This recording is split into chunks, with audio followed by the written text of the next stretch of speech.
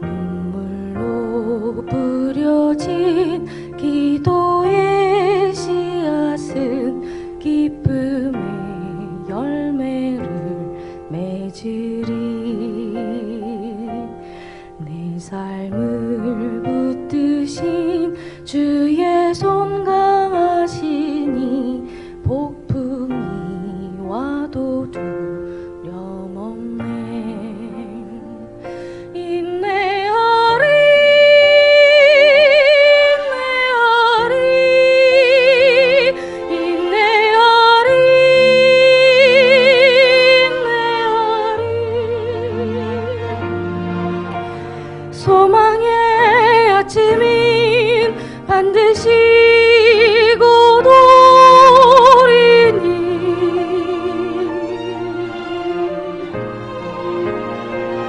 인내하리 인내하리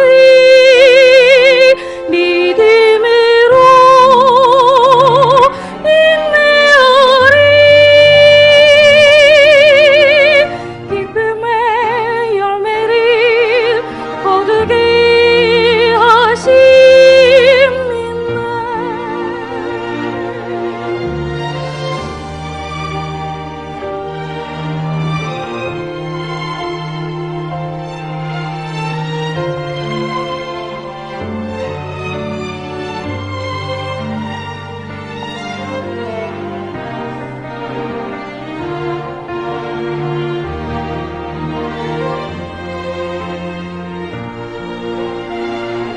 인내하리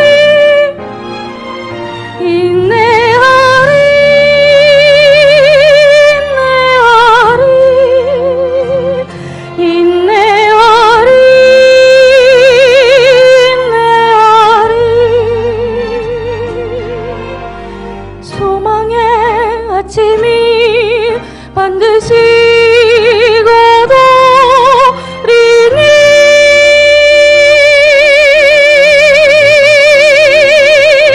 인내하리 인내하리 믿음으로 인내하리. 기쁨의 열매를 거두게 하심이네.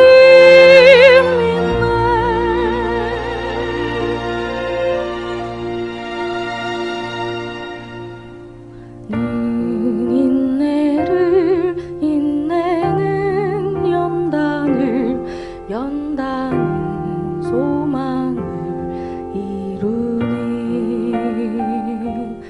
때로는 삶 속에 고난의 밤이 와도 소망의 아침은 오리라.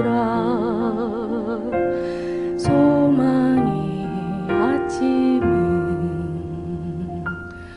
오리라.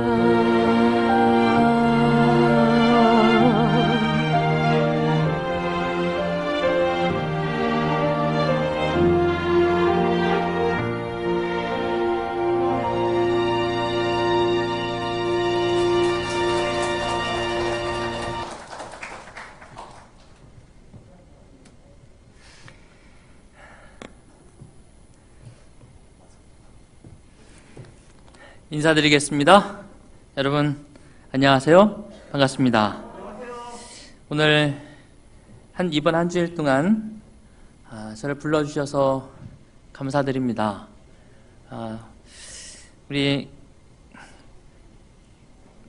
하나님의 사업을 정말 온 마음을 다해서 늘 열정적으로 섬기시는 우리 담임 목사님, 우리 신 목사님이 저를 불러주셔서 꼼짝 못하고 왔습니다.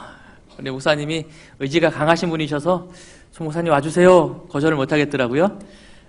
이렇게 왔는데 이곳에서 여러분들 모두를 만나게 되니 정말 반갑고 또 부르신 하나님께 감사를 드립니다. 저는 우리 목사님께서 간곡하게 부탁을 하셔서 왔는데 여러분은 여기까지 어떻게 오셨을까요? 예. 혹시 말씀 듣고 싶어서 오신 분 계십니까? 예, 말씀 듣고 싶어서 오신 분 계십니다. 혹시 또 아는 분이 가자고 해서 그래서 오신 분도 계십니까? 예. 뭐 우리들이 여기에 이렇게 올 때에 서로 다른 이유들이 있을 것입니다. 성경에도 보면 그런 사람들이 있어요. 화면에 보이는 그림은 성경에 나오는 착한 사람 나다나엘의 이야기입니다. 어느 날 친구가 나다나엘이라는 이 친구에게 와서 이렇게 말했어요. 여보게 나랑 한번 가보세. 그래서 따라왔다가 예수님을 믿고 제자가 되는 이야기가 성경에 있습니다. 또 이 그림은 성경에 나오는 마태라고 하는 한 사람의 이야기입니다. 이 마태라는 사람은 착하고 존경받는 그런 사람이 아니었어요. 세리, 쉽게 말하면 일제시대 때 조선 사람에게 돈 받아서 일본 나라 갖다 주는 그런 사람 우리가 특히 뭐라고 그러죠? 그냥 나쁜 사람. 예. 그런 직업이었는데 그러나 그의 마음속에 뭔가 늘 갈증이 있었던 어느 날 예수님께서 오셔서 나 좀 따라와라 이러셔서 따라갔어요. 그리고 예수님의 제자가 되고 구원받는 사람이 되었습니다. 그래서 오늘날 지구상에 예수님을 믿는 사람이 한 25억 정도 있다고 그러는데 그 25억 정도 되는 지구상에 살아가는 사람이 마태라는 이름을 거의 다 알아요. 유명한 사람이 됐습니까? 아주 유명한 사람이 됐습니다. 초청에 응하는 것이 그렇게 복이 있어요. 어느 날 제가 아는 지금 보이는 이 사람도 꽤 유명한 사람입니다. 저예요. 저하고 제 가족들인데 어느 날 제가 아는 장로님이 전화를 하셨어요. 여보가 송군 나랑 와서 점심 한 끼 좀 먹세. 그래요? 알겠습니다. 내가 잘 아는 짜장면 집이 있는데 짜장면 한 그릇 먹으러 오게. 그래, 짜장면 먹으러 갔어요. 그런데 짜장면을 먹으러 갔는데 거기서 제 아내를 만났습니다. 나중에 얘기를 들어보니까 제 아내도 장로님이 여보게 김양 내가 아는 맛있는 짜장면집이 있는데 거기 짜장면 먹으러 한번 오지 않겠나? 그래서 제 집사람도 거기 왔다가 저를 만났어요. 저희는 짜장면 커플입니다. 그렇게 짜장면 먹으러 오게 그럴 때 그때 장로님은 대전에 계셨고 저는 공주에 있었거든요. 제 속으로 짜장면 한 그릇 먹으라고 대전까지 저를 부르시나? 거기까지 가는 일이 뭐 지금처럼 제가 학생 시절이니까 자가용 있는 것도 아니고 버스 타고 가야 되는데 거기까지 짜장면 먹으러 오고 부르시나? 이러고 갔는데 그래도 그 부름에 응해서 간 게 오늘날 제 가족을 이루었습니다. 여러분 생각해 보세요. 누군가가 나에게 어디 좀 같이 가세라고 말했을 때 그게 별거 아닌 것 같아도 그게 내 인생을 바꿀 수도 있다. 맞습니까? 오늘 누군가의 초청으로 이곳에 오신 여러분들에게 그런 복이 있게 되기를 바랍니다. 오늘 이 초청이 여러분의 인생을 바꾸는 그런 귀한 초청이 되기를 바랍니다.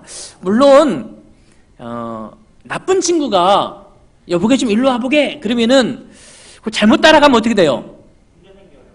잘못 따라가면 문제 생겨요. 근데 혹시 여러분 지금 여러분 보고 오늘 저녁에 나랑 같이 좀 교회 좀 한번 가볼래요? 라고 초청하신 그분이 혹시 옆에 계신가요? 그분 한번 이렇게 한번 봐보세요. 그분이 나쁜 사람처럼 보여요? 괜찮은 사람처럼 보여요? 그럼 잘 오신 거예요. 그분 따라와서 손해볼 일은 없으시겠죠? 그래서 오늘 저와 여러분들이 오늘 오신 이 걸음 그리고 이번 한 주일 동안 함께하는 걸음이 여러분 모두에게 복된 시간 되리라고 확신합니다. 그런 기대를 가지고 이번 한 주일 동안 제가 여러분과 함께 나누려고 하는 말씀의 제목은 샛별이 떠오르기까지라는 제목으로 함께 말씀을 나누려고 합니다. 여러분이 오늘 광천교회에 오셨습니다. 그렇죠? 광천교회에 오셨고 그 옆에 예언전도회 이렇게 되어 있잖아요. 오늘 한 주일 동안은 이 제목으로 예언이라는 것에 대해서 공부해 보려고 합니다. 오늘 이 제목이 성경에 있는 베드로후서 1장 9절에서 온 말씀입니다. 제가 읽을게요. 또 우리에게는 더 확실한 예언이 있어 어두운 데를 비추는 등불과 같으니 날이 새어 샛별이 떠오르기까지 너희가 이것을 주의하는 것이 옳으니라 그랬습니다. 하나님께서 우리에게 예언이라는 것을 주셨다. 그리고 이 예언은 샛별이 떠오르기까지 주의하는 것이 옳다. 여러분 샛별이 언제 떠오르죠? 새벽에 떠오릅니다. 어두운 밤이 지나간 다음에 동이 트기 전에 떠오르는 게 샛별이에요. 하나님께서 우리에게 예언을 주셨고 우리 삶에 또 우리의 역사에 어두운 시간들이 지나갈지라도 마침내 아침이 떠오를 것입니다. 근데 그 아침이 떠오르기 전에 샛별이 딱 떠오르면서 우리에게 말해줄 거예요. 곧 아침이 될 것이다. 어두운 시간은 다 지나갔다. 그러니까 그 샛별을 가만히 보고 있으면 희망이 생깁니까? 그래서 하나님께서는 우리에게 그 샛별을 우리에게 보여주실 것이고 예언을 통해서 보여주실 텐데 그것을 주의해라 이렇게 말씀하시는 거예요. 예언이라는 게 뭘까요? 국어사전을 찾아보면 예언은 이렇게 정의되어 있습니다. 앞으로 다가올 일을 미리 알거나 짐작하여 말하는 것. 앞으로 될 일을 알면 좋을까요? 예, 어떤 면이 좋을까요? 앞으로 될 일을 알면 미리 준비할 수 있겠죠? 땅을 어디다 사야 될까요? 이게 저희 아버님이 정년퇴직을 하시면서 퇴직금을 받으셨는데 저에게 오셔서 아들아 나랑 좀 어디 좀 가자. 그래서 저희 아버님을 따라갔는데 강가에 복숭아밭이 이렇게 있는데 그 복숭아밭으로 저를 데려가셨는데 차도 안 들어가요. 저기 차를 대고 한참 논뚝길 밭길을 지나서 강가 저 호미진 곳에 있는 복숭아밭으로 저를 데려가시더니 이걸 살까 하는데 어떻게 생각하냐. 제가 가만히 보다가 제가 그래도 선견지명이 있어요. 아버지 사시죠? 아버님이 고개를 갸웃갸웃 하더니 그래 알았다. 근데 아버님이 결단을 못 내리셨어요. 그걸 못 사셨어요. 거기가 세종이에요. 앞일을 미리 알면 사셨을 텐데 앞일을 미리 알면 좋은 점이 있습니다. 그렇죠? 성경에는 그래서 이렇게 말씀하십니다. 이 예언의 말씀을 뭐하는 자? 읽는 자. 그 다음 뭐하는 자? 듣는 자. 그 가운데 기록한 것을 뭐하는 자? 지키는 자들이 뭐가 있다? 복이 있나니 때가 가까움이라. 제가 아는 젊은이가 있습니다. 그 젊은이가 제가 아는 직장에 다니고요. 그래서 그 젊은이의 월급이 얼마인지를 제가 다 알아요. 부모님도 제가 어느 정도 압니다. 시골에 농사 지세요. 그렇게 넉넉한 형편이 아니라는 걸 제가 잘 아는데 어느 날 제가 그 청년과 함께 어디를 가게 되었어요. 청년이지만 뭐 미혼은 아니네요. 젊은 집사님과 함께 어디를 가게 되었습니다. 목사님 잠깐만 기다리세요. 제가 차 가지고 올게요. 기다렸어요. 잠시 후에 차 하나가 쓱 오는데 뭐가 오는가 하면 BMW 한 대가 쫙 와요. 제가 알기로는 이 청년이 이 정도의 차를 사거나 운영할 만한 형편이 안 되는 걸로 아는데 차가 너무 좋은 거예요. 저 너무 궁금하지 않습니까? 그 차를 타고 가면서 제 머릿속에 계속 궁금한 거예요. 도대체 이 청년이 이 차를 어떻게 샀을까? 조심스럽게 물었습니다. 이게 웬 차야? 이게 자네 차 맞나? 그럼요, 제 차입니다. 이런 차를 언제 샀어? 한 달쯤 됐어요. 아니, 어떻게 이런 차를 샀지? 그랬더니 그 친구가 이렇게 말을 해요. 사실은 목사님, 제가 목사님께 말씀드리기가 좀 죄송스럽긴 한데요. 제가 몇 년 전에 비트코인을 샀어요. 비트코인이 뭔지 아시나요? 가상화폐. 예, 이거 아시는 분들은 여러분도 나중에 BMW 살 가능성이 있을지도 몰라요. 예. 근데 그 청년이 이 비트코인을 살 때에 사실 비트코인이 처음 시작할 때 1달러 이렇게 시작했는데 한참 올라서 1달러니까 1,000얼마짜리가 한참 올라서 10,000얼마쯤 할 때 이걸 샀다는 거예요.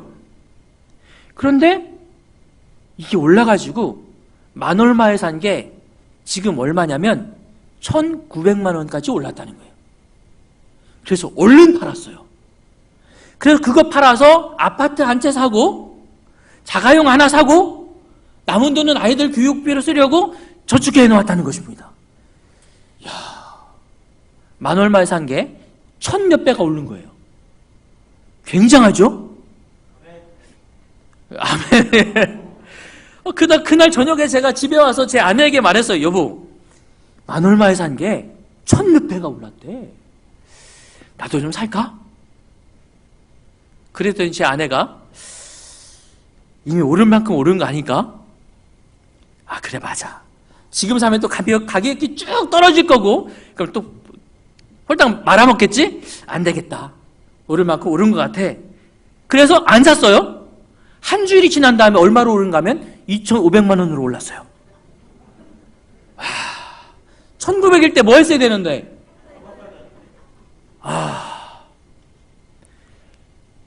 그런데 조금 지나니까 이게 1,500만 원대로 뚝 떨어져요. 야, 안 사길 잘했다. 그랬는데 조금 더 시간이 지나서 오늘 요즘 얼마 하시는지 아세요? 아니에요. 다시 2,000원만 올라갔어요. 야, 이런 거 보면 여러분 미래를 알면 정말 좋겠죠? 여러분들 미래를 알기 원하십니까? 우리가 미래를 알 수 있을까요? 미래를 아는 퀴즈. 여러분이 미래를 얼만큼 아시는지 한번 여러분의 능력을 테스트해 보겠습니다. 자, 1. 다음에 뭐가 올까요? 오. 2. 그 다음 뭐가 올까요?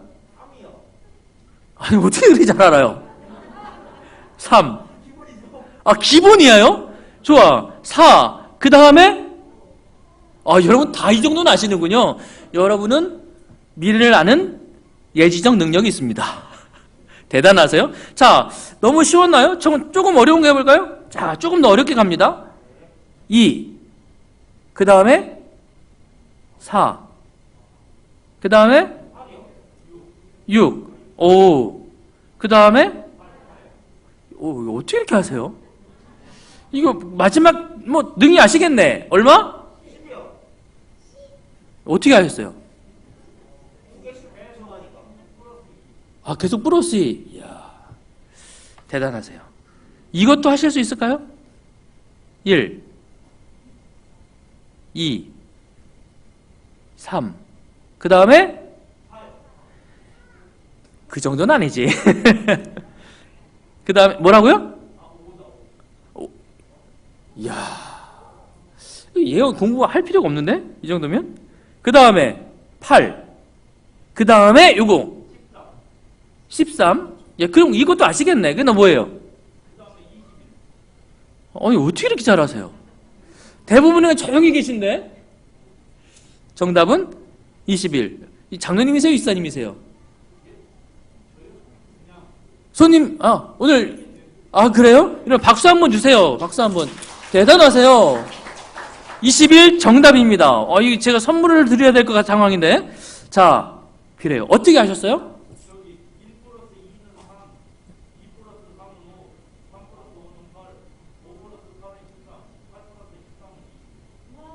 박수 다시 한번. 지금 예언적 능력이 있어요, 없어요? 없어요. 예언적 능력이 있는 게 아니라 분석의 능력이 있으세요. 진짜 탁월하세요. 지나온 알려진 것들을 확인하신 다음에 이것을 종합해서 추리하고 판단하고 그 원리를 발견해내니까 그 다음 뭐가 보여요?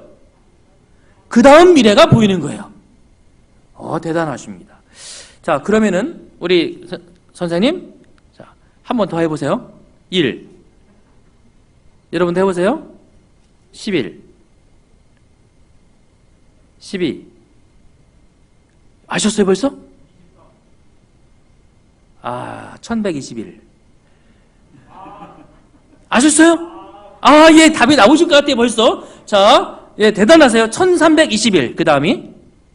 자, 그 다음이 뭘까요? 저 기대돼요. 저 지금 정말 기대돼요.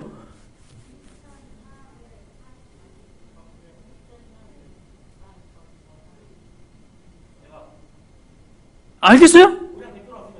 예.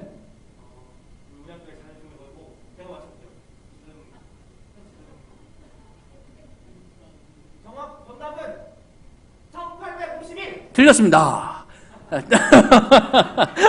자, 우리 선생님. 자, 되겠어요? 자, 해보세요. 자, 여러분 앞에 잘 맞추셨으니까, 예. 1. 여러분 박수. 틀렸습니다. 그러나 용감하셨어요. 자, 정답 알려드릴게요. 아마 제가 이거 맞추시는 분들을 거의 찾기가 어려우니까 시간 아끼기 위해서 정답 알려드릴게요. 정답은 뭐냐면 1, 2, 2, 1, 3, 1, 10, 100, 1000만, 12만 2131. 왜? 자, 1이죠. 그 다음이 1, 1이 뭐냐면 1이 1개. 그 다음에 1, 2가 뭐냐면 앞에가 1이 2개. 예, 그래서 1321 뒤에는 1이 2개, 2가 1개, 3이 1개. 아, 이건 어려워요. 여러분의 능력에 앞에 문제까지.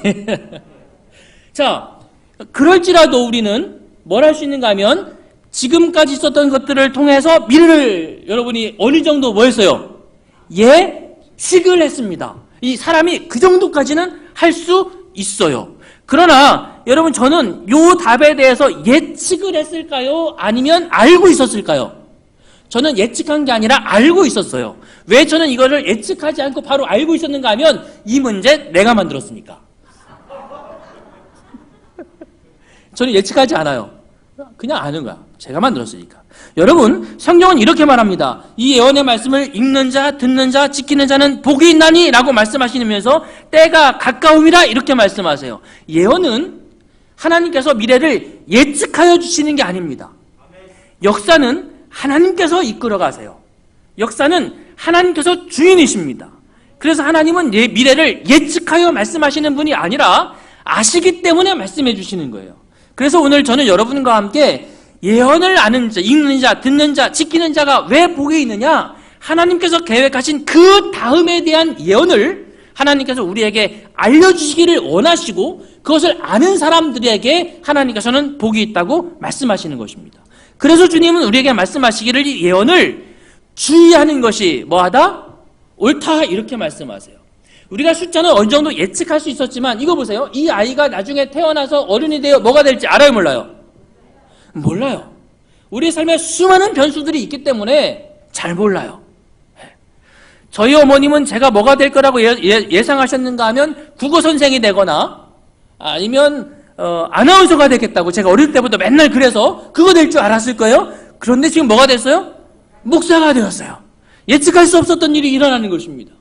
우리는 그렇게 어느 정도 미래를 아는 것처럼 말을 해요. 그래서 우리는 말하기를 나는 적어도 이 정도쯤이야. 내가 인생을 얼마나 살았는데 이 정도는 알 수 있어. 그러나 우리에게는 분명한 한계가 있습니다. 하지만 하나님께서는 그렇지 않아요. 우리는 우리 앞날의 하루를 모르지만 하나님께서는 역사의 운명을 주관하시는 분이십니다. 우리에게 말씀을 통해서 예언해 두셨고 그것을 읽고 듣고 지키는 자가 복이 있다고 말씀하셨어요. 그러니 여러분, 이 한 주일 동안 우리가 하나님의 말씀을 보면서 우리의 삶의 미래를 주의 말씀으로 발견하시게 되기를 간절히 바랍니다. 이 세상은 어떻게 될까요? 주님께서 그것에 대하여 말씀하셨을까요? 네.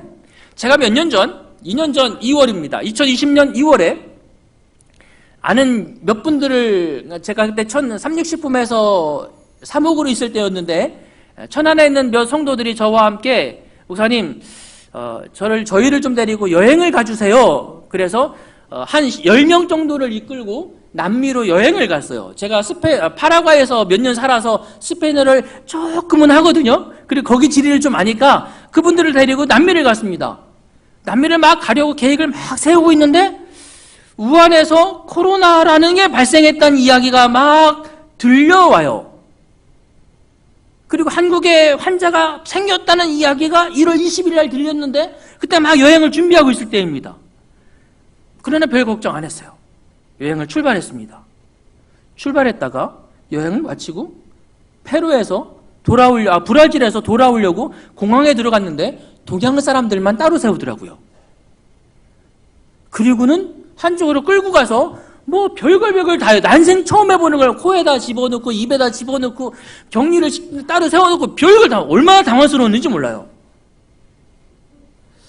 그래도 무사히 비행기를 타고 왔어요. 그러고 나서 3일 지난 후에 공항이 전면 폐쇄했습니다. 제가 페루에서 만났던 사람들이 카톡에다가 큰일 났어요. 비행기를 구할 수가 없어요. 며칠을 몰라서 저는 80만 원 주고 남미 비행기표를 끊었는데 그 사람들 오는 데만 400만 원 주고 비행기표를 끊었어요. 미래를 아는 건 그렇게 유용하고 중요한 일입니다. 예, 코로나가 어느 정도 지나서 이제 좀 살만해질까 했더니 그 다음 뭐가 더했어요? 이마트 전쟁이 더했습니다. 물가가 오르고 석유값도 오르고 쌀값도 오르고 밀가루값도 오르고 다 올라가는 것입니다. 여러분이 코로나 끝나길 기다렸고 코로나 끝나면 좋은 세상 오리라고 생각했는데 왔어요 안 왔어요? 전혀 예상 못한 또 다른 사건이 우리에게 왔어요. 알 수 없는 미래가 우리 앞에 펼쳐지면서 우리는 이렇게 혼란스럽고 어려운 시대를 살아가고 있습니다. 과연 이 전쟁은 어떻게 끝날까요? 어떻게 끝날까요? 알 수 있어요 없어요? 우리는 몰라요. 하나님은 아실까요? 하나님은 아십니다. 뿐만이 아닙니다. 지난 1년 동안 역대급 슈퍼 태풍 그리고 온 지구는 뜨거운 열기로 가득 차서 그 어느 때보다 뜨거운 여름을 보냈습니다. 영국에서는 사상 초유의 더위가 찾아와서 에어컨이 대부분 없거든요. 국민들이 뜨거운 더위 때문에 허덕여야 했습니다. 4월에 47도까지 동남아의 여러 지역에서는 4월에 47도까지 날씨가 올라가는 그야말로 찜통지구가 시작됐습니다. 네. 또 어느 나라의 파키스탄 같은 곳에서는 폭우가 내려서 나라의 영토에 3분의 1이 물에 잠기는 일이 있었습니다. 이 오래 있었던 일들입니다. 도대체 이 지구상에 왜 이런 일들이 일어나는가? 이런 일들을 겪고 있는 이 지구는 또 우리의 미래는 어떻게 될 것인가? 하나님께서 알려주실까요? 우리는 알 수 없는 그것을 하나님은 성경을 통해서 우리에게 말씀하여 주십니다. 세계 역사와 미래를 예언을 통해서 하나님께서는 보여주세요. 민수기 12장 6절에는 이렇게 말씀하십니다. 이르시되 내 말을 들으라. 너희 중에 선지자가 있으면 나 여호와가 이상으로 나를 그에게 알리기도 하고 꿈으로 그와 말하기도 하거니와 보라 전에 예언한 일이 이루었느니라. 이제 내가 새 일을 고하노라. 그 일이 시작되기 전에라도 너희에게 이르노라. 주 여호와께서 자기 비밀을 그종 선지자들에게 보이지 아니하고는 결코 행하심이 없으시리라. 주님께서는 그렇게 말씀하셨습니다. 그러므로 여러분이시여 이 확실한 예언을 우리가 마음속에 새기시는 한 주가 되시기를 바랍니다. 또 주님께서는 우리에게 분명히 이렇게 말씀하셨어요. 자, 이 말씀 같이 읽겠습니다. 시작. 또 내게 말하되 이 책의 예언의 말씀을 인동하지 말라. 때가 가깝다는 것입니다. 덮어두지 말고 이제 때가 되었으니까 열어서 뭐 하라는 거예요? 보라는 것입니다. 오늘 우리는 그 일을 이번 한 주에 하려고 합니다. 오늘 처음 우리는 첫 예언을 공부합니다. 다니엘서 2장 1절입니다. 다니엘서 2장 1절에는 한 왕의 꿈 이야기로 예언이 시작됩니다. 느부갓네살이 위에 있은 지 2년에 꿈을 꾸고 그로 인하여 마음이 번민하여 잠을 이루지 못한지라. 이렇게 시작되는 이 예언은 우리가 이제부터 공부할 예언의 기초가 되고 있어요. 느부갓네살이라고 하는 이 왕은 바벨론이라고 하는 나라의 두 번째 왕입니다. 바벨론은 고대 역사 속에서 가장 번성했던 나라 가운데 하나입니다. 예. 소리가 안 나죠? 네. 네, 제가 스피커를 해놨는데 좀 그 사이에 바뀌었었나 봅니다. 네. 뭐 수많은 신화에 들리시나요? 오케이. 이렇게라도. 예. 자, 바벨론은 세계 역사가들이 말하는 고대 나라들 가운데서도 가장 강력하고 가장 화려한 문화를 가지고 있었던 나라로 알려져 있습니다. 이 느부갓네살이라는 왕은 이 나라의 두 번째 왕이었습니다. 그런데 아직 예. 30%도 발굴되지 못한 바빌론은 언제 누구에 의해 건설됐을까요? 역사가들이 말하는 EBS에서 나왔던 바벨론에 대한 이야기입니다. 젊은이로부터 시작됐습니다. 어려서부터 총명했고 야망이 넘쳤던 이 젊은이는 아버지와 함께 아시리아로부터 바빌론을 되찾았고 기원전 잘 보이시나요? 아버지가 죽자 바빌론의 왕위에 등극하게 됩니다. 자, 이렇게 바벨론의 왕위에 등극한 이 느부갓네살 왕이 되자마자 정복을 시작합니다. 그래서 주변에 있는 나라들을 하나하나 정복해 나아가는데 이제 이 사람이 그래서 가장 강력한 바벨론 국가를 건설한 가장 유명한 왕이에요. 그런데 이 왕이 어느 나라까지 점령하는가 하면 이스라엘 예루살렘까지 점령을 합니다. 그리고 그 나라에서 다니엘이라는 사람을 포로로 잡아갔어요. 그리고 어느 날 그가 밤에 꿈을 꾸게 되었습니다. 느부갓네살이 위에 있은 지 2년에 꿈을 꾸고 그로 인하여 마음이 번민하여 잠을 이루지 못한지라 꿈을 꿨는데 그 꿈이 그에게 뭔가 아주 깊은 인상을 남겼어요. 그 꿈을 성경을 읽어보면 잠에서 깨면서 잊어버렸어요.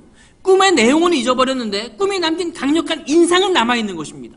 그 꿈이 너무나 궁금해요. 그래서 그 꿈을 알기 위하여 모든 사람들을 박사, 술객, 점장이 다 불러들이지만 아무도 알아맞히지 못합니다. 그때 한 젊은 포로로 잡혀온 다니엘이 왕에게 나아가서 내가 기도하고 그 꿈을 알려드리겠습니다 라고 말하고 기도할 시간을 청합니다. 그리고 하나님께서 그에게 이 은밀한 것이 밤의 이상으로 다니엘에게 나타나 보임에 다니엘이 하늘에 계신 하나님을 찬송하고 느부갓네살 왕에게 나아가서 왕에게 말합니다. 오직 은밀한 것을 나타내실 자는 하늘에 계신 하나님이시라. 그가 느부갓네살 왕에게 무슨 일을 보여주었다고요? 후일에 될 일을 알게 하셨나이다. 자, 우리가 배웠죠? 후일에 될 일을 미리 알려주는 것, 이걸 뭐라고 말한다고요? 이걸 예언이라고 말한다고요. 다시 말하면 하나님께서 이제 당신에게 예언을 들려주셨습니다. 지금 바벨론이란 이 시점에서부터 앞으로 어떤 일들이 이 세계 역사에 나타날 것인지를 알려주셨다라고 다니엘이 말을 하는 것이죠. 왜 하나님께서 느부갓네살에게 그것을 알려주셨느냐? 2장 29절에 보면 왕이 침상에 나아가서 장래일을 깊이 생각하면서 잠들었다는 것입니다. 그래서 하나님께서 그에게 장래일, 즉 미리 예언을 보여주셨다는 거예요. 자, 그럼 이제 우리는 느부갓네살에게 보여주신 예언을 한번 보겠습니다. 그 꿈 이야기를 시간을 줄이기 위해서 간단하게 영상으로 정리되어 있는 것을 보여드리려고 합니다. 자, 왕이 큰 신상을 보셨나이다. 그 신상이 왕의 앞에 섰는데 크고 광채가 특심하며 그 모양이 심히 두려웠다. 그런데 이 신상이 하나의 특징을 가지고 있습니다. 머리는 금으로 되어 있고 그 다음에 가슴과 팔들은 은으로 되어 있고 배와 넓적다리는 놋, 즉 구리로 되어 있고 종아리는 철로 만들어져 있으며 발은 얼마는 철이요 얼마는 진흙으로 만들어진 이런 신상을 당신이 보셨습니다. 놀라워요, 안 놀라워요? 글쎄요. 그런데 그 다음 장면이 대단히 놀랍습니다. 하늘에서 사람의 손으로 하지 아니한 돌덩이 하나가 날아오더니 발 부분을 꽝 하고 내리쳤어요. 그러자 신상이 와르르 무너지고 온데간데 없이 사라지고 그 돌이 점점점 커지더니 태산을 이루고 온 땅에 가득하였다라고 하는 것이 예언에서 보여주신 꿈의 이야기였습니다. 여러분, 이게 그러잖아요. 머릿속에서 뭔가 기억날 듯한데 안 나다가 누군가가 딱 꼬집어주면 그때 뭐예요? 무릎을 딱 치면서 맞아, 그거야. 느부갓네살이 이 꿈이 자신이 꾼 꿈임을 깨달았어요. 자, 그럼 그 다음에 뭐가 궁금할까요? 뭐가 궁금해요, 이제는? 꿈을 알았으니까. 이게 뭔 뜻이지? 궁금하겠어요, 안 궁금하겠어요? 이게 누가 알려줘야 돼요? 꿈을 알려준 다니엘에게 묻는 것입니다. 그래, 이게 무슨 뜻이냐? 다니엘이 말을 이어갑니다. 그 꿈이 이렇습니다. 내가 이제 그 해석을 왕에게 알려드리겠습니다. 왕은 곧 금머리십니다. 아, 금머리로 만들어진 이 머리는 상징한다는 것입니다. 뭘 상징해요? 느부갓네살, 당신이 다스리고 있는 나라가 어느 나라예요? 바벨론을 상징하는 것입니다. 이렇게 예언의 서음을 시작을 합니다. 네, 좀 전에 보았던 그 동영상을 좀 더 이어서 보면 이렇습니다. 5세기, 지금도 유럽인들에게 역사의 아버지라 불리는 그리스 학자 헤로도토스는 사막을 건너 바빌론으로 향했습니다. 네, 바벨론을 향했어요. 저 멀리 바벨론 도성이 보입니다. 그런데 이 헤로도토스가 바라본 이 바벨론 도성이 얼마나 웅대하고 얼마나 장엄하고 얼마나 아름답고 얼마나 신비로웠는지 헤로도토스는 그 장면을 그의 책에 기록을 했어요. 역사가들이 오늘 고고학적 발굴을 통해서 그 성의 모습들을 어느 정도 발견하고 복원하고 있습니다. 성벽이 72km예요. 성벽 둘레가. 대단하죠? 성벽 높이가 14m. 성벽 축대에 얼마나 두꺼운가 하면 마차 2대가 왕복 달릴 만큼 이게 3중으로 되어 있습니다. 정말 놀라운 성이에요. 네. 돌이 귀했던 까닭에 이 사막이니까 돌이 없어요. 그래서 느부갓네살 왕은 흙과 석청을 빚어서 그것으로 벽돌을 만들어서 건축을 했습니다. 이게 얼마나 간단한가 하면 망치로 그 고고학적으로 발견된 그 당시의 벽돌을 깨보면 흙으로 만든 벽돌은 깨져도 역청으로 연결된 부분은 깨지지 않아요. 그런 벽돌을 가지고 이렇게 겹겹이 성벽을 쌓아 올렸습니다. 철옹성의 도시였죠. 철옹성의 도시를 만들었어요. 곳곳에 망루에선 24시간 친위자를 자, 반복했습니다. 중략하고요. 그런 성을 만들고 고고학자들이 느부갓네살이 지은 이 성벽을 발굴해 보니까 벽돌들이 발견되는데 모든 벽돌들마다 이렇게 글자를 새겨놨어요. 저 글자를 번역하면 뭐라고요? 영원할지어다. 느부갓네살이 원하는 거예요. 이 나라가 영원했으면. 세상에 영원한 게 있어요, 없어요? 없어요. 하나님께서 영혼을 꿈꾸며 장래일을 고심하는 느부갓네살에게 나타나셔서 네가 꿈꾸는 영혼은 없다. 뭐라고 말씀하시는가 하면 내 나라 다음에 왕의 후에 왕만 못한 뭐가 일어난다? 다른 나라 역사는 그렇게 흘러간다. 바벨론은 언젠간 멸망할 것이고 다음 나라가 일어날 것이다 라고 예언하십니다. 그 두 번째 예언이 뭐냐면 은으로 만들어진 가슴을 상징하고 있습니다. 바벨론을 멸망시킨 두 번째 나라가 어떤 나라일까요? 뭐 여러 가지로 설명할 수 있지만 그냥 인터넷 뒤져보겠습니다. 인터넷 구글에서 검색창에다가 바벨론의 멸망, 뭐 바벨론의 패망, 바벨론을 멸망시킨 나라 이렇게 검색하고 엔터를 딱 치면 뭐라고 나오는가 하면 이렇게 나옵니다. 인터넷에 치면 가장 많이 나오는 게 위키 백과사전이라는 사진이 뜨는데 거기에 이렇게 나옵니다. 쭉 이렇게 좀 이렇게 올라가 보면 역사 쭉 바벨론 역사를 쭉 가서 신바벨로니아 끝에 페르시아 시기 그러면서 기원전 539년 바벨론은 다시 페르시아의 키루스 2세에 의하여 점령되는데 네부카드네자르 2세의 뒤를 이은 나보니더스 실정으로 키브루스는 거의 무혈 입성하였다. 예, 바벨론은 페르시아에 의하여 멸망하고 바벨론 그 도성 위에 어떤 나라가 들어서는가 하면 페르시아라는 나라가 들어섭니다. 대형 박물관에 가보면 이런 점토판이 있는데 이것이 바벨론을 멸망시킨 왕이 만들어 놓은 점토판에 이렇게 적혀 있어요. 내가 왕은 바벨론으로 무혈 입성하면서 평화를 원하기에 종교의 자유를 인정하고 노예 제도를 그만하라 라고 선포했습니다. 이 내용이 당시에 문자로 새겨져 있으며 1879년 이라크 바벨론 폐허에서 이 점토판이 발견되었어요. 그러니까 은가슴은 어느 나라라고요? 역사를 살펴보면 페르시아예요. 근데 왜 페르시아를 은으로 표현했느냐? 페르시아는 역사상 은으로 동전을 만들어서 부를 이룩한 나라입니다. 하나님께 그걸 아신 거예요. 그 다음 나라는 은나라다. 그 다음에 다시 다니엘은 이렇게 말합니다. 셋째로 이번엔 무엇 같은 나라? 놋 같은 나라가 일어날 것이다. 놋, 구리 말하는 것입니다. 그리고 그 나라가 온 세계를 다스릴 것이다 그랬어요. 그렇다면 페르시아를 멸망시킨 그 다음 놋 같은 나라는 어느 나라일까요? 이것도 제가 굳이 설명할 필요 없습니다. 그냥 인터넷 위키백과에서 찾아보면 돼요. 페르시아 제국 이렇게 찾아보면 그 밑에 이제 이거 역사가 쭉 긴데 옆에 이렇게 쭉 올라가 보시면 이렇게 기록되어 있습니다. 마케도니아의 왕국의 알렉산드 대왕은 다리우스 3세를 무찌르고 아케메니아 제국의 영토를 그대로 이어받는다. 알렉산더 대왕이 쉽게 큰 땅을 부속할 수 있었던 것은 아케메니아를 그대로 이어받을 수 있었기 때문이다. 알렉산더 대제는 자신들을 페르시아의 계승자로 부르면서 다리우스 3세를 뭐하고요? 다리우스 3세에게 장엄한 장례식을 해주었다. 다리우스 3세 죽이고 장례식 잘 치러졌다 그 말이에요. 그리고 알렉산더는 다리우스의 딸과 결혼했다. 알렉산더가 어느 나라 왕이에요?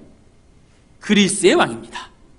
네, 역사에 보니까 페르시아를 멸망시킨 그 다음 나라가 그래서 어느 나라라고요? 그리스예요. 근데 그리스를 왜 하나님께서는 놋나라가 될 것이다 라고 예언하셨는가 하면 그리스는 그 나라가 강성해지는 과정에서 놋으로 만든 무기와 갑옷으로 제국의 기초를 가진 나라입니다.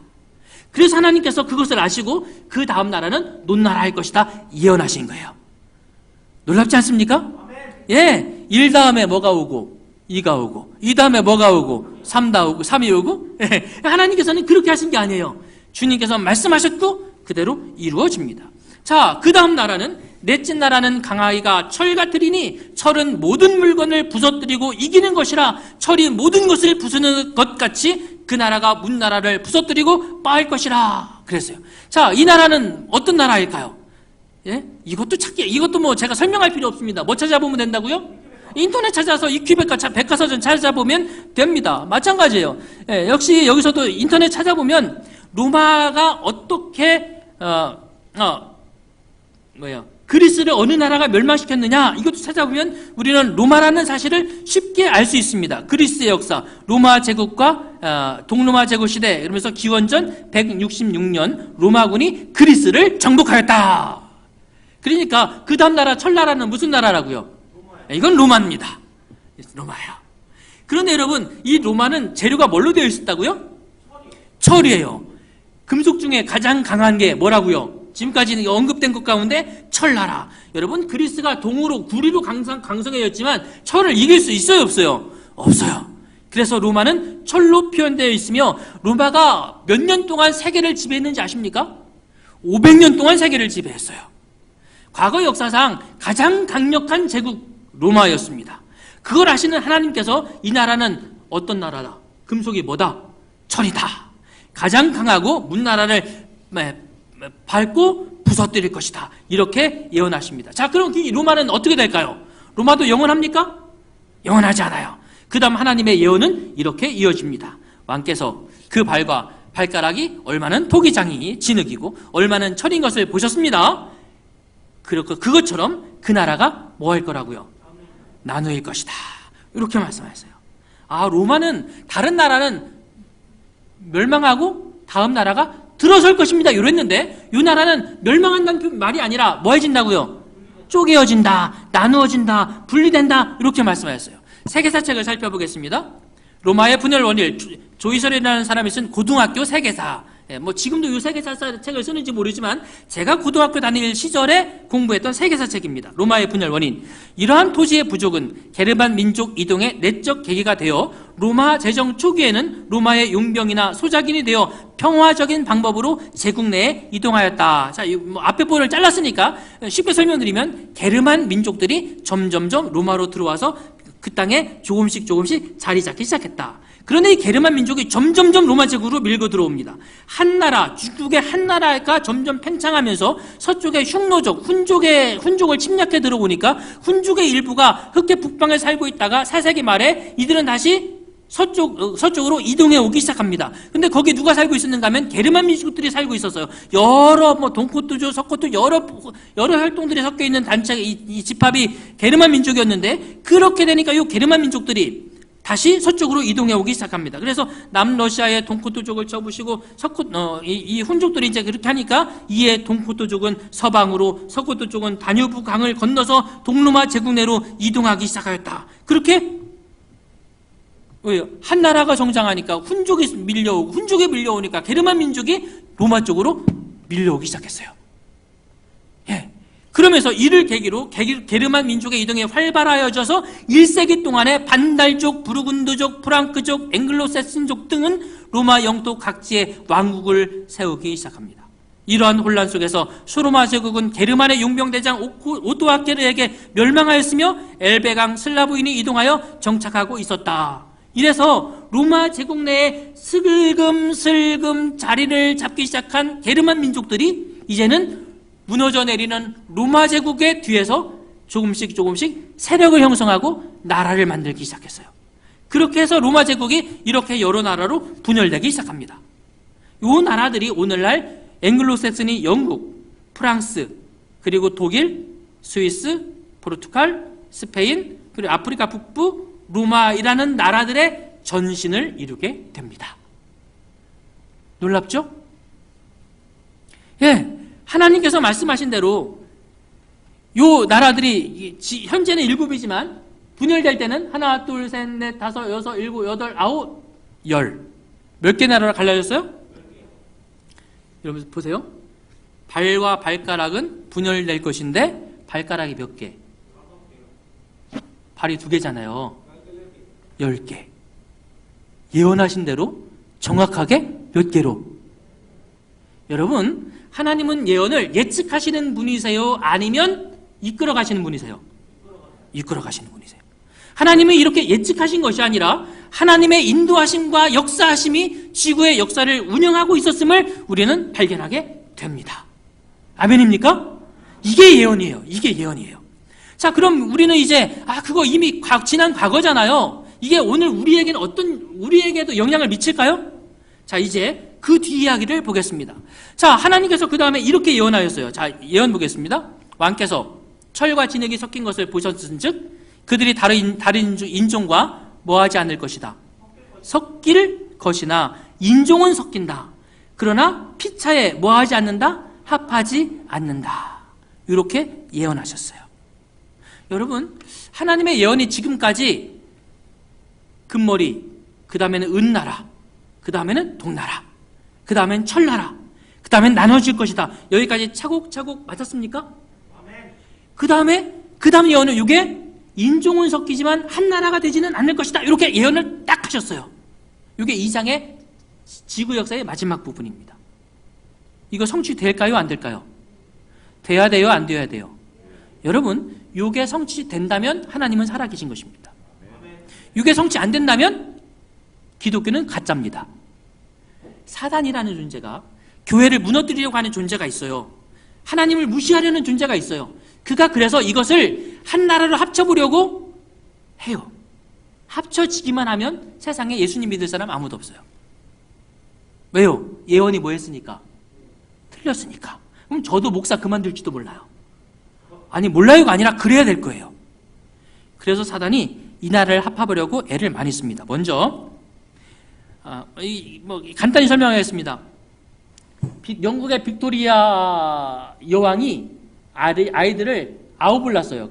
사전에는 화면에 7만 나오는데 그 후손들을 보면 독일 왕제, 그리스의 왕비, 노르웨이 왕비, 영국 국왕과 결혼하고요. 스웨덴 왕비, 루마니아 왕비, 스페인 왕비, 유고슬라비아 왕비, 덴마크 왕비, 루마니아 왕비, 그리스 왕비, 그 후손들 제가 밑에는 화면상 잘랐는데 그 밑에도 유럽의 여러 나라들의 왕과 왕비들의 빅토리아의 영국 여왕의 혈통이 쫙 섞여 있어요.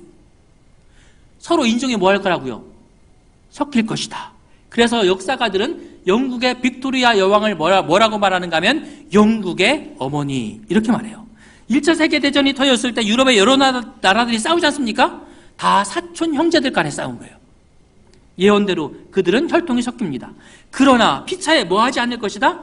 합하지 않을 것이다. 하지만 세상 사람들은 이것을 합해보려고 노력합니다. 예를 들면 신성 로마 제국 살레망 대제, 그는 이렇게 말했습니다. 29세의 황제가 되어서 이전 로마의 영광을 되찾기 위해 8세기 후반과 9세기 초엽으로 전쟁과 문해부흥으로 소모했으나 그의 죽음과 함께 나라는 다시 나누어지고 맙니다.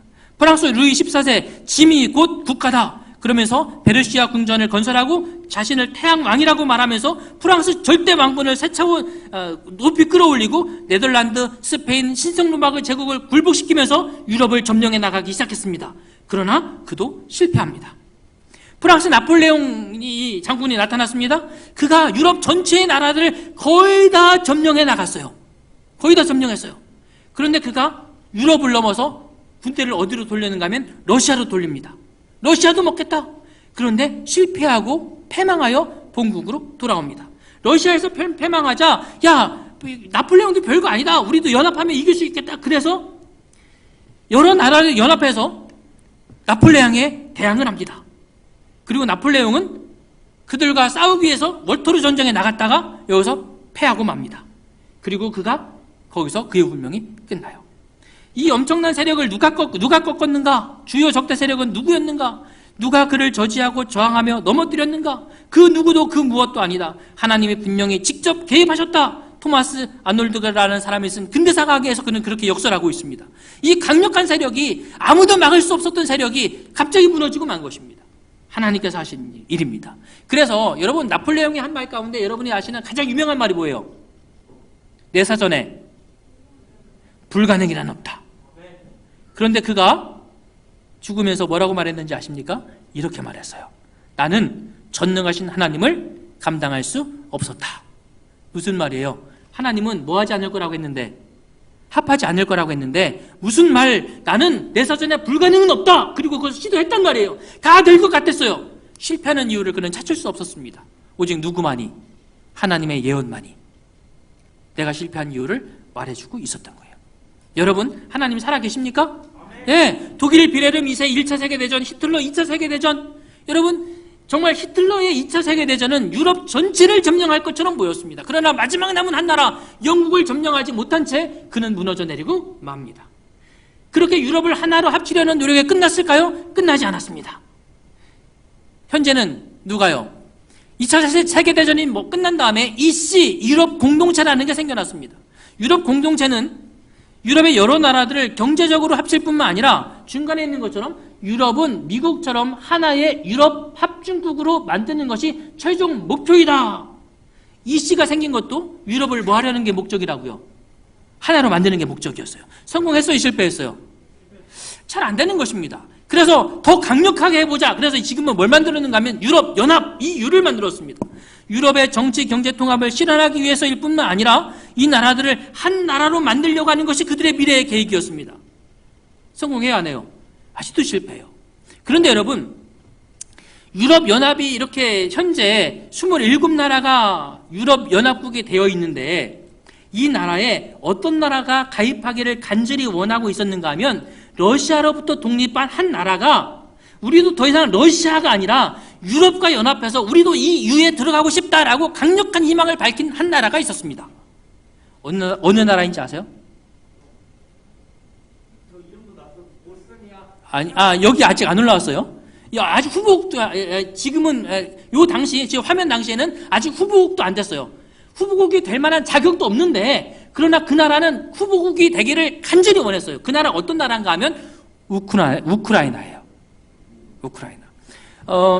1991년 소련 후 붕괴 후에 독립한 이 나라는 2004년 빅토르 유센코 대통령이 되면서 우크라이나는 유럽의 민주주의 국가가 되겠다 이렇게 선언했어요.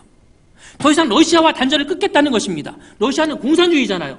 우리는 유럽의 민주주의 국가가 되겠다 이렇게 선언한 것입니다. 이거 누가 제일 싫어할까요? 러시아가 싫어하죠. 2010년 대통령이 바뀝니다. 친러 성향의 야누코비치라는 사람이 대통령이 됐어요. 이 사람은 러시아에 친한 사람입니다. 그러자 그는 유럽에 가입하는 거 전부 취소! 우리는 안 하겠다! 이랬어요. 누가 좋아할까요? 러시아가 그래 됐다! 이러겠죠? 그래서 EU와의 모든 협정을 파괴시켰습니다. 그런데 국민들이 들고 나선 거예요. 우크라이나 국민들이 들고 일어났습니다. 그래서 2014년 유로 마이단, 이 마이단 운동이라고 하는 건 우크라이나의 마이단이라는 광장이 있는데 그 광장에 우크라이나 사람들이 몰려 나왔습니다. 그리고는 데모를 시작했고 정부는 그 데모를 강압적으로 진압했습니다. 데모의 세력은 점점 거세져졌습니다. 폭동으로 변했습니다. 그리고 정부를 와해시켜버렸어요. 결국 친러 성향의 우크라이나 정부가 무너져 버렸습니다. 그리고 2014년 그리고 나서 이제는 다시 신유럽 세력의 정부가 들어서고 거기에 대한 보복으로 2014년 러시아가 크림반도를 공격합니다. 결국 크림반도를 공격한 것도 무엇 때문에? EU, 유럽의 한 나라로 되는 데에 우크라이나도 하나가 되겠다라고 하는 일에 러시아가 반기를 들고 일어선 것입니다. 그래서 크림반도를 공격했어요. 그러자 군사적으로 위협을 느낀 우크라이나가 EU보다 더 급한 게 있다. 그게 뭐예요? 나토에 먼저 가입해야 되겠다. 이러고 나선 것입니다. 그러니 러시아가 이것도 두고 볼 수 있어요? 없어요? 이것도 두고 볼 수 없다. 그래서 이번에 뭐를 일으켰어요? 그래서 전쟁이 일어난 것입니다.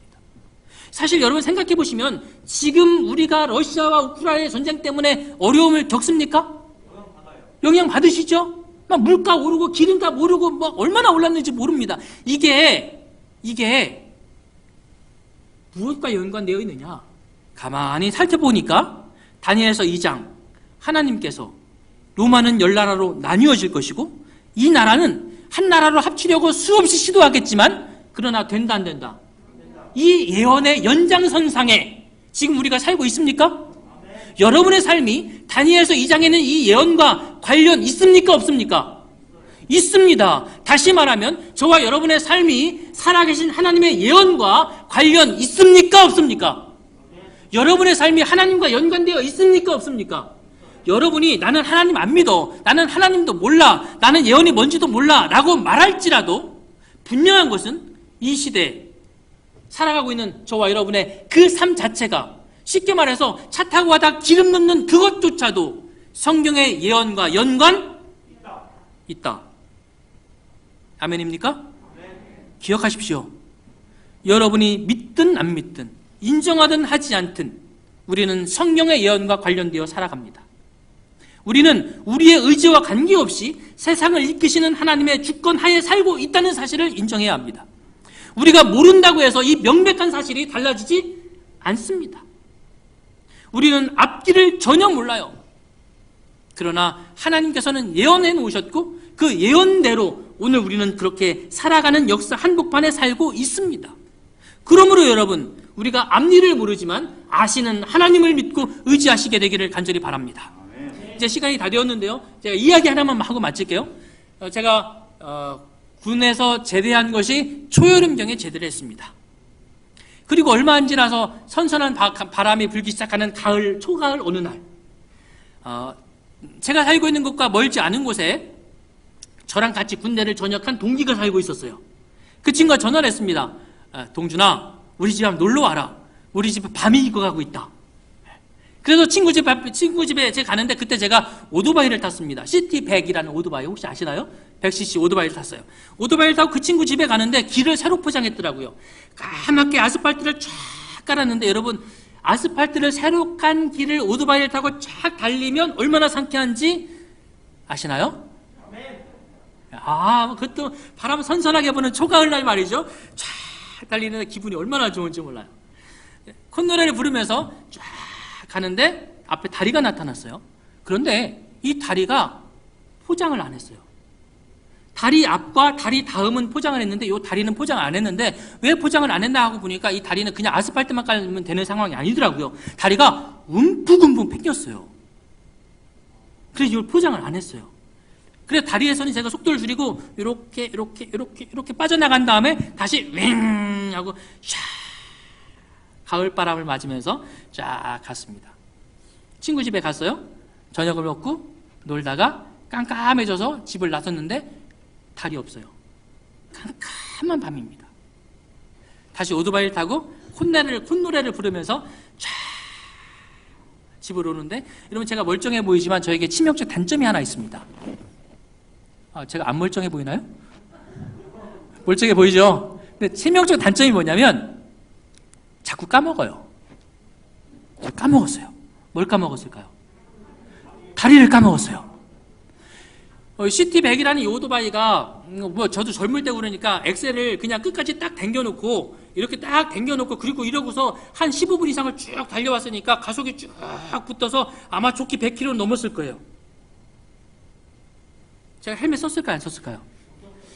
그때는 잘 안 잡았어요. 더구나 밤인데 누가 잡겠어요. 헬멧도 안 쓴 채로 쫙 가고 있는데 갑자기 프레시로 비치는 깜깜한 어둠 앞에 허연 다리가 탁 나타났습니다. 아차 하는 순간 오토바이 앞바퀴가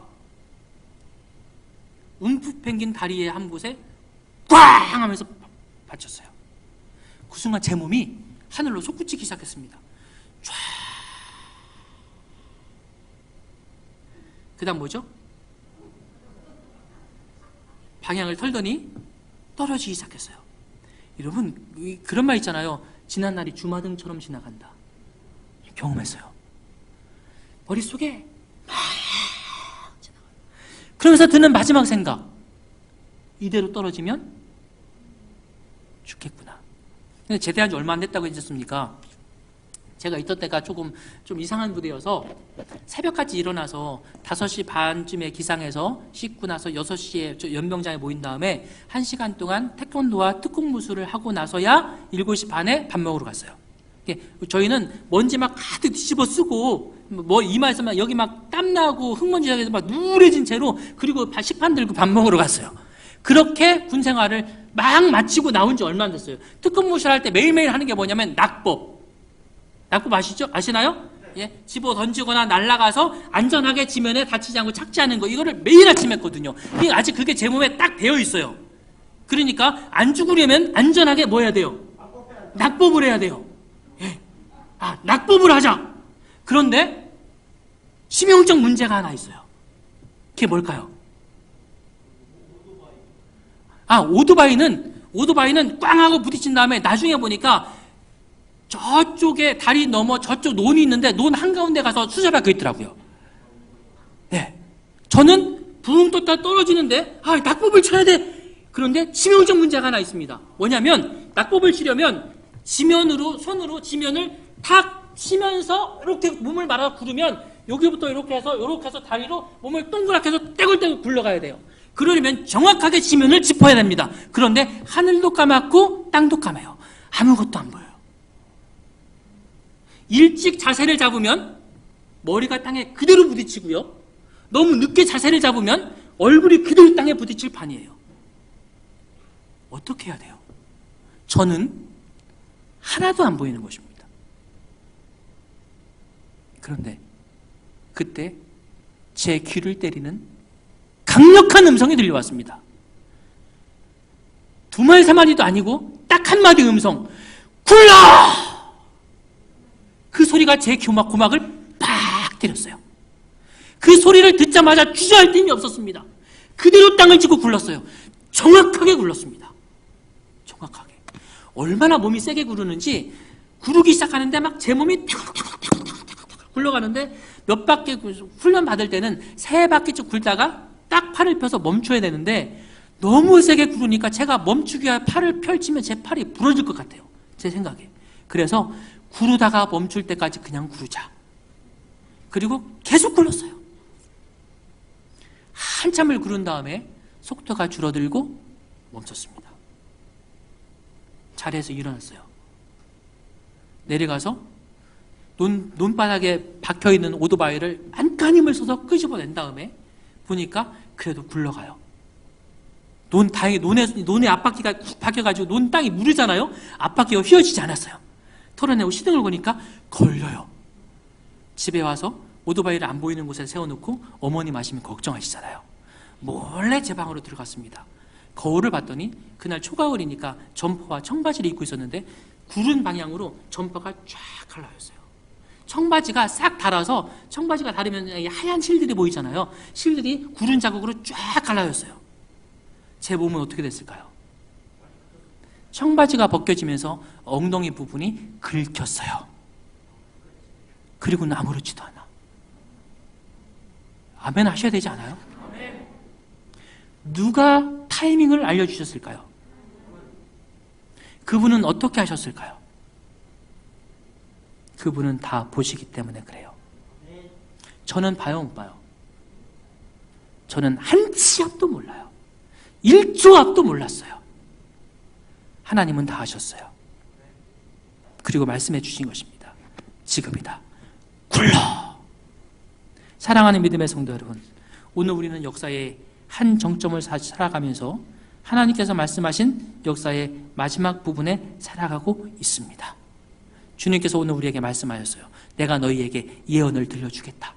읽고 듣고 지키는 자는 복이 있다. 새벽별이 떠오르기까지 이것을 주의하라. 사랑하는 믿음의 성도 여러분, 우리는 10발가락 시대 다니엘 2장의 신상 마지막 시대에 살고 있습니다.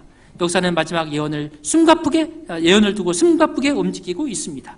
그러나 우리는 이 예언의 마지막이 어떻게 되는지 주목해야 합니다. 한 주일 동안 그 뒤에 이어지는 하나님의 명확한 예언을 더 알아가시기를 원하십니까? 내일 그 다음 예언 알려드리겠습니다. 내일의 제목은 폭주하는 지구라는 제목으로 함께 말씀 나누겠습니다. 이 귀한 말씀을 증거해 주신 목사님